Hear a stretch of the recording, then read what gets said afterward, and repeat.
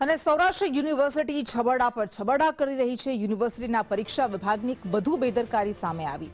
રદ થયેલી પરીક્ષા બાદ પણ એ જ પેપર આપવામાં આવ્યું। જામનગરનું બેઠું પેપર આપતા પેપર રદ કરવું પડ્યું હતું।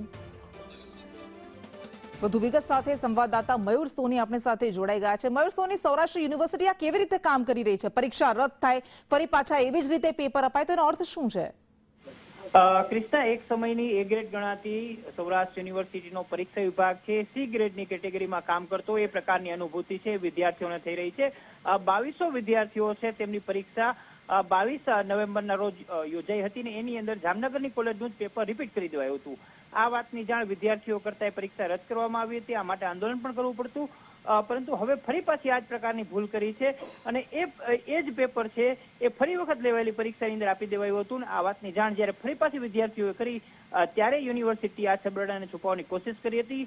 હાલ સૌરાષ્ટ્ર યુનિવર્સિટીના કુલપતિનો દાવો છે કે આ મામલે જે કોઈ પણ જવાબદાર હશે તેની સામે પગલાં લેવાશે, પરંતુ સૌથી મોટો સવાલ કૃષ્ણા એ છે કે વારંવાર એક જ પ્રકારના છબરડા છે પરીક્ષા વિભાગ કેમ કરી રહ્યું છે? બિલકુલ, આભાર આપનો।